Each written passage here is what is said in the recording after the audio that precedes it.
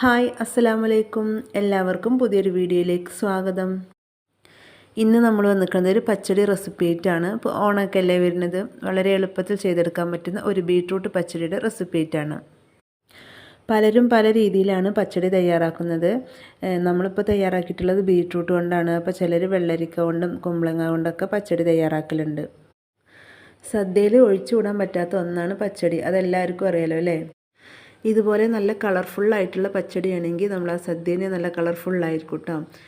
നമ്മൾ സദ്യയൊക്കെ വിളമ്പണ നേരത്ത് ഒരു ബീട്രൂട്ട് പച്ചടിയൊക്കെ ഉണ്ടെങ്കിൽ നല്ല കളർഫുള്ളായിട്ടുണ്ടാവുമല്ലോ. പച്ചടി തയ്യാറാക്കാൻ ഞാനിവിടെ എടുത്തിരിക്കുന്നത് ഒരു ബീട്രൂട്ടും പിന്നെ ഒരു ബീട്രൂട്ടിൻ്റെ ചെറിയൊരു പീസുമാണ്. ഇത് ചെറിയൊരു ബീട്രൂട്ട് ആയതുകൊണ്ടാണ് ഞാൻ ഇങ്ങനെ എടുത്തിട്ടുള്ളത്. വലുതാണെങ്കിൽ നിങ്ങൾക്ക് ഒന്ന് മാത്രം എടുത്താൽ മതി. എപ്പോഴും നമ്മൾ പച്ചടി തയ്യാറാക്കാനൊക്കെ എടുക്കുന്ന ബീട്രൂട്ട് നല്ല കളറുള്ളതായിരിക്കണം കേട്ടോ. ഇടയിൽ വെള്ള കളറുള്ളതൊക്കെ ഉണ്ടാവും. അതെടുത്തിട്ടുണ്ടെങ്കിൽ നമ്മൾ പച്ചടി തയ്യാറാക്കി വരുമ്പോൾ കളർ ഉണ്ടാവില്ല. അപ്പോൾ നല്ല കളർഫുള്ളായിട്ടുള്ളത് തന്നെ എടുക്കണം.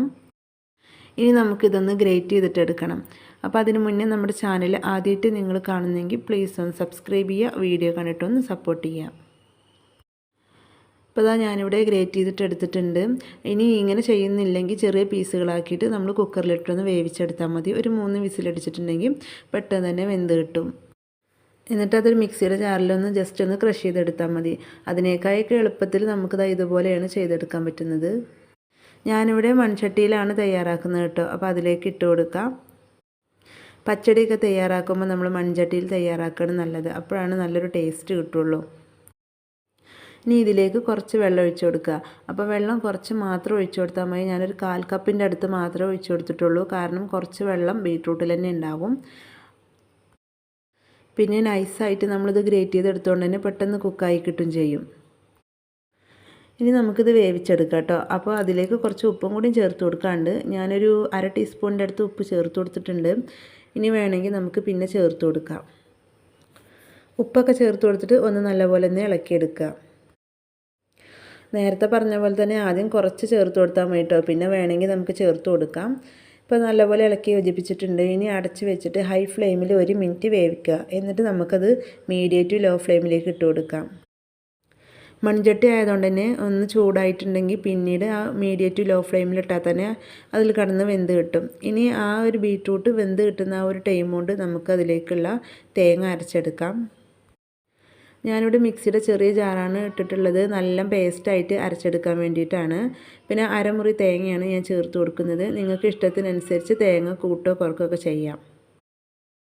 ഇനി ഇതിലേക്ക് നമുക്ക് പച്ചമുളക് ചേർത്ത് കൊടുക്കുക. പച്ചമുളക് എരിവിനനുസരിച്ച് ചേർത്ത് കൊടുക്കുക. ഞാനിവിടെ 3 പച്ചമുളക് ചേർത്ത് കൊടുക്കുന്നുണ്ട്. അത്യാവശ്യമൊക്കെ എരിവുണ്ടാവും. പിന്നെ ഒരു ചെറിയൊരു പീസ് ഇഞ്ചിയും കൂടി ചേർത്ത് കൊടുക്കുക. പെട്ടെന്ന് അരഞ്ഞ് കിട്ടാൻ വേണ്ടിയിട്ട് ഞാൻ ഇത് 2-3 പീസാക്കിയിട്ടുണ്ട്. പിന്നെ ഇതിലേക്ക് നമ്മൾ ചേർത്ത് കൊടുക്കുന്നത് ഒരു 1/4 ടീസ്പൂൺ കടുകും 1/4 ടീസ്പൂൺ ചെറിയ ജീരകം കൂടെയാണ്. പച്ചടിയിൽ കടുക് എന്തായാലും നിർബന്ധമാണ്. ചെറിയ ജീരകം ചില ആളുകളൊന്നും ചേർക്കാറില്ല കേട്ടോ. ചേർത്ത് കഴിഞ്ഞാൽ നല്ലൊരു ടേസ്റ്റ് ആയിരിക്കും. എന്നിട്ട് വളരെ കുറച്ച് മാത്രം വെള്ളം ഒഴിക്കുക. എന്നിട്ട് അരച്ചെടുക്കുക. കൂടുതൽ വെള്ളം ഒഴിച്ചിട്ടുണ്ടെങ്കിൽ വെള്ളം അധികമാവും. പിന്നെ നമ്മൾ വറ്റിച്ചെടുക്കേണ്ടി വരും. അപ്പോൾ കുറച്ച് മാത്രം വെള്ളം ഒഴിച്ചിട്ട് അരച്ചെടുക്കുക.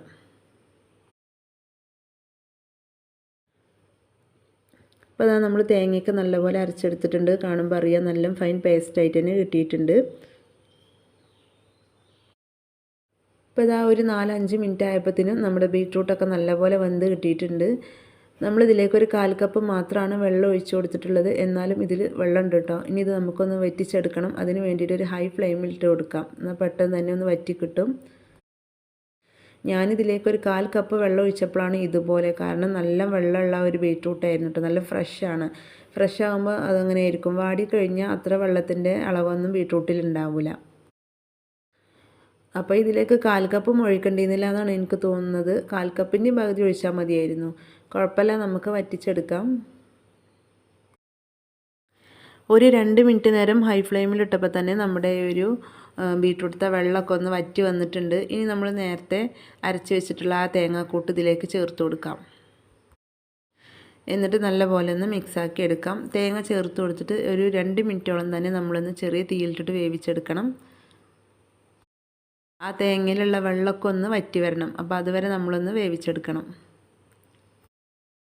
തേങ്ങ ചേർത്ത് മിക്സാക്കിയതിൻ്റെ ശേഷം പിന്നീട് നമ്മൾ അടച്ച് വെച്ചിട്ട് വേവിക്കേണ്ട ആവശ്യമില്ല. അടച്ച് വെച്ചിട്ടുണ്ടെങ്കിൽ പിന്നെ ഇതിൽ വെള്ളം കൂടി വരും.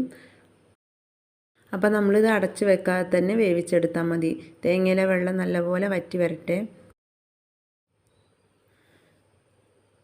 ഇപ്പോൾ ഇതാ തേങ്ങയിലൊക്കെ വെള്ളം നല്ലപോലെ വറ്റി വന്നിട്ടുണ്ട്. ഈ ഒരു ടൈം ആകുമ്പോൾ നമുക്ക് ഫ്ലെയിം ഓഫ് ചെയ്യാം കേട്ടോ. ഫ്ലെയിം ഓഫ് ചെയ്തിട്ടാണ് ഞാനിതിലേക്ക് തൈര് ചേർക്കുന്നത്. തൈര് ഞാനൊരു അരക്കപ്പ് തൈരാണ് ചേർക്കുന്നത്. അത്യാവശ്യം നല്ല പുളിയുള്ള തൈരാണ്. പുളി ഇല്ലെങ്കിൽ നിങ്ങൾക്ക് 1/4 കപ്പ് വരെയൊക്കെ ചേർത്ത് കൊടുക്കാം. ഒരിക്കലും നമ്മൾ ഫ്ലെയിം ഓൺ ആക്കിയതിൻ്റെ ശേഷം തൈര് ഒഴിക്കരുത്. കാരണം ഫ്ലെയിം ഓഫ് ചെയ്തിട്ട് ഒഴിച്ചാൽ മതി. ചിലപ്പോൾ പിരിയാനുള്ള ചാൻസ് ഉണ്ട്.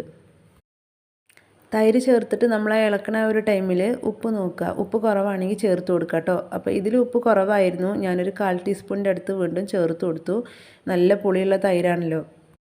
പകുതിയോളം ഇവിടെ റെഡിയായി കിട്ടിയിട്ടോ നമ്മൾ പച്ചടി. ഇനി അടുത്ത സ്റ്റെപ്പ് എന്ന് പറഞ്ഞാൽ ഇതിലേക്ക് കടുകൊക്കെ താളിച്ചൊഴിക്കേണ്ടതാണ്. അപ്പോൾ അതിലേക്ക് ചട്ടി ചൂടായതിന് ശേഷം വെളിച്ചെണ്ണ ഒഴിച്ചു കൊടുക്കാം.